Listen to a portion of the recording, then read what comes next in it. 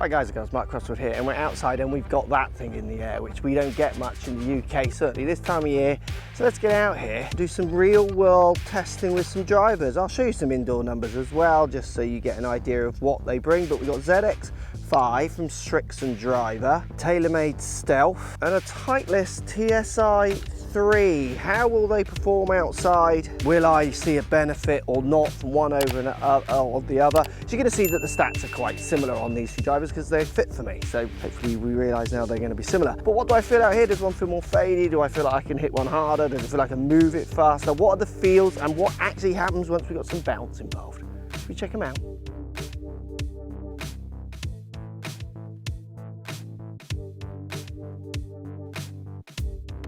Let's see how the looks compare of all three. So obviously we've got black, dark grey, and all three of these, the Titleist and the Srixon, have a shiny top, where the Taylormade Stealth definitely has more of the matte finish. I wouldn't say one's better or uglier than the others. I think the prettiest shapes probably is the Stealth. The Titleist with the ZX5 maybe coming in third, just looks a little bit more stretched back in the toe if you want like real classic shapes. But if you want something that's more stretched back in the toe looking, the Srixon will do that. You see the carbon on top of the Srixon, where the other two, you see a little bit of the carbon on the Stealth and nothing in the TSi. Let's start with some hits. TSi3 to kick us off. Packed with tech. We'll look briefly at the tech. If you want individual reviews of all these clubs, I've got individual reviews of all of them. The big thing with the TSi3 is we do have a sliding weight on the back. Titleist is saying this isn't so much for dialing in shot shape, but if it does, that's great. It's more for aligning the centre of gravity with where you strike it on the face, so you can squeeze as much out of the club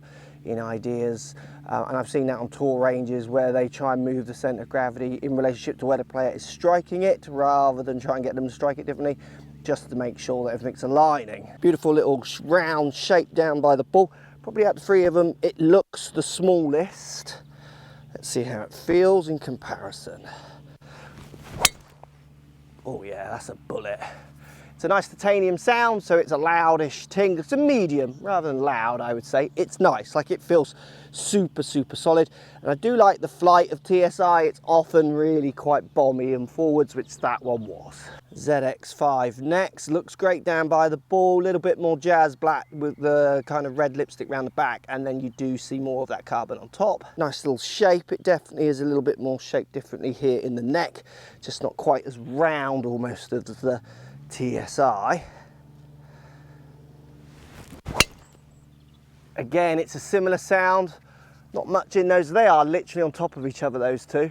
Slightly higher looking flight on that one, but struck out the middle there. I mean, such identical shots. It'd be funny to see where they are. If anything, I would say the ZX5 feels a bit more hollow, even though they're all hollow inside. I understand that.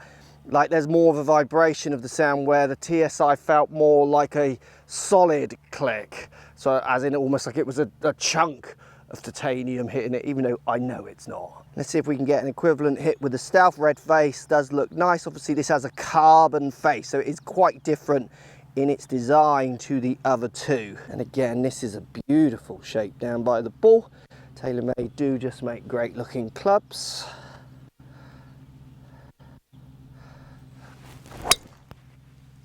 Oh, not a bad hit.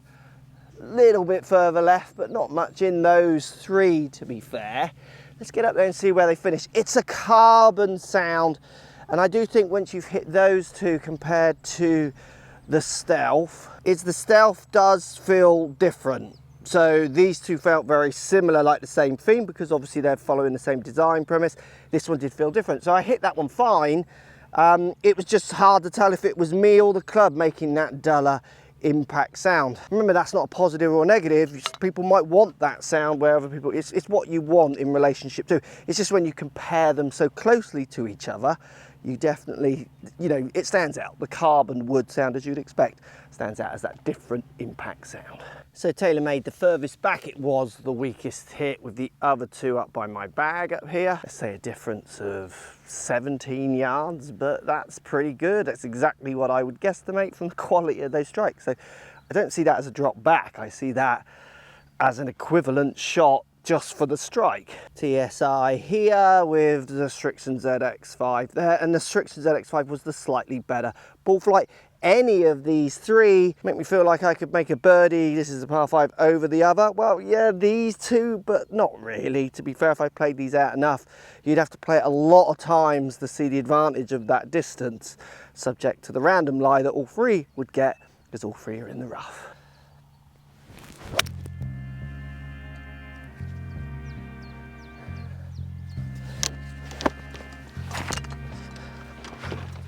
Let's take a quick look at the tech of all three, just a quick overview of the different technologies in these three heads. So let's look at the face tech of all the three clubs. New face, new possibilities from Titleist. They're working with ATI 425 aerospace titanium, trying to give it speed. Rebound face with the Srixon, focusing more energy onto the golf ball. Rebound frame, unique structure, increases ball speed, so similar ideas. Stealth has a 60 times carbon twist face, so this is the more standout in difference. It's got a different material, it's carbon face, and they're saying that the titanium era could be over, and the new carbon twist face is 40% lighter than the equivalent titanium face, also larger than the old Sim 2. If we then move on to say MOI, the MOI is high in the Stealth because of the 60 type carbon face, allows them to move weight into different positions. The Srixon has a carbon crown, which is 15% lighter, which will help them increase the MOI because they can move more weight back in the club. Multi-dimensional stability, players often equate high MOI with heel and toe forgiveness. Heel and toe forgiveness, Titleist say, so they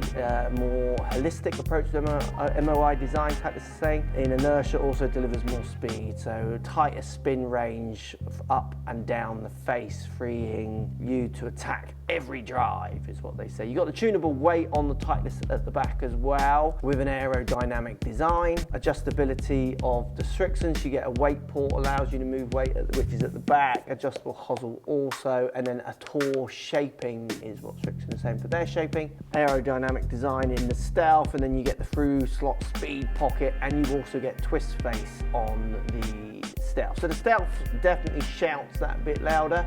The other two, well, Titleist are shouting more louder than they ever have, and Srixon maybe not as loud in their shouting, but I reckon they will start shouting louder as time goes on, because really I think they're so tight there's not going to be much else to talk about. It's all packed with tech, as you would imagine. So Stealth to kick us off first on this one. Do love the look of this club. I'm in and out of loving the feel, like I like it. It's just when you do hit it up against something that's a little louder, you do wonder if you want that sound and feel. Obviously performance wise, you're going to see this as good as anything out there. Oh, I've ripped that. It's a lovely flight on Stealth. Again, it's so true to what I put in. So what I put in comes out, which is exactly what you want. Like, it's not like low flight falling out the air, it's getting the good spin model, and again, because they're fit for me, they should be doing that. ZX5 next. Yeah, it's a louder sound. Again, I've hit that so solid. I don't know if I'm going to get over my bunker or not though. Oh, could we in this year? The TSi. Don't know what it is about Titleist drivers. Plenty of tour pros use them. They just don't capture people's imaginations, do they? And it really seems unfair because they just make such good drivers, and this looks as good and feels as good as anything I've hit. Like, if I had to choose between these three, I'm really struggling. It'd be your carbon that you love or hate that might sway you. Oh yeah, that's heading towards that bunker as well. It'll be interesting to see if it gets over or not. God, they're close. They are going to be so close to each other, those three shots. So here's the Titleist, which was the weaker of the strikes. Taylormade in the middle over here by my back, and that's a great drive. And the Srixon, so I've gone just left of my bunker. So if we walk down here, I'd say the Srixon and the Taylormade that felt very equivalent in hit are basically kind of on the same line, and this is where it should be because it was a slightly higher toe strike. I think it just fell out of the air a bit quicker. Taylormade smack bang in the middle. I'd say that's the best drive and the winner on that occasion, but again, all the drives are falling exactly into the space you'd imagine. And on the last tee, we're going to give them all a wallop. I don't feel like any of them shape any particularly different. I feel like this would be the hardest one to draw. So if you want an anti-draw bias, but remember, I'm all set up in neutral, you can maneuver that around. This feels very neutral to me, and you've got the neck to change it. This feels very neutral as well, draw and fade, where in TSI's gone past, certainly in the 3 model before they brought the 4 out, to me always felt that little bit more fadey. The more I hit it, it's maybe a fraction that way, but not massive. Performance-wise, for direction and distance, obviously, I'm feeling very close with the TSi, possibly a fraction harder to turn over.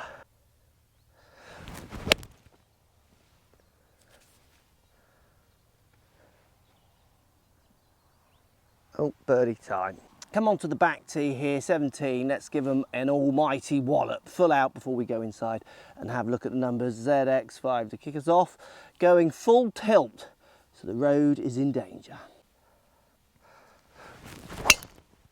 Oh yes, middle stripe, nice hit.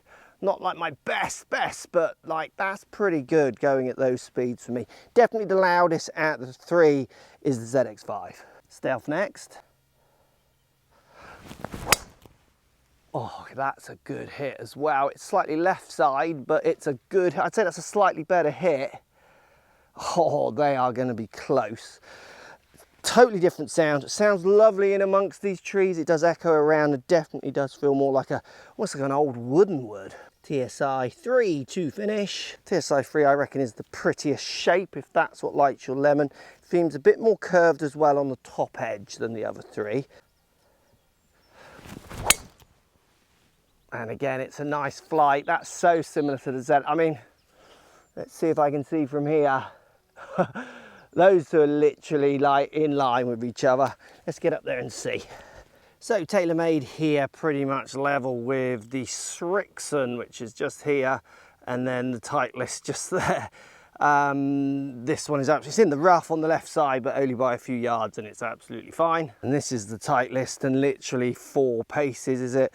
1, 2, 3, 4 paces forward is the Srixon. I wouldn't see that as further. Let's go and show you the numbers, and you'll see these kind of crossovers in the data, which is why if you just like use the average, which you'll probably see as we do the numbers after this, like you're seeing 4 yards extra distance on 1 or 2 or something, but it's not really there because it doesn't come out here, because that's an average.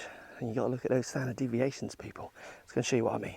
So if we take a close look at the 3 drivers, you can see this is exactly what we saw outside. Look at the crossover of all these lines. 280 carry, 279, 280 carry with the Titleist, the Srixon and the Stealth in the Taylormade. 4 yards standard deviation short and long, 4 yards standard deviation short and long, and a nice tight data set there with the Stealth, only 1 yard. These are all crossing over standard deviations, which is what we saw. One goes longer, one goes shorter, one goes younger. They're no different. Spins very much all matching in, almost crossing over in standard deviation, just a little bit lower in the Srixon. Ball speed that fraction higher in the Stealth, which could come from all the face technology, you could argue. Again, I think the standard deviation of these is going to cross that one and that one crossing over, and these two pretty much crossing over, and the total distance crossing over. I mean, they are so tight. We're at a stage of a carbon wood age, Taylormade would say. We're at a stage now where if you feel you can draw one more than you can fade one, those kind of ideas might be a bigger option than these numbers now. Moving them all pretty much at the same speed, 111, 110, 110.9, all struck similar average places. Just 3 really good drivers there. It would be hard to pick. Which one would you go for and why? Let me know down in the comments. Really tough. I can't really pick between those 3 good looking drivers. For me, the TSi3 might be the last, just because it's not the shape that I want to see, but I know if I just tinkered with it a fraction more, I could see a different shape if I wanted. Like, I don't mind seeing the fade for the test, because I like having that option in there, but if it's one I wanted to buy, I know I could set that up to neutralize it pretty easy. And remember, there's TSi2, which is possibly a little less, feeling like it might drop off to the right. Yeah, really close. Drivers are so close nowadays, aren't they?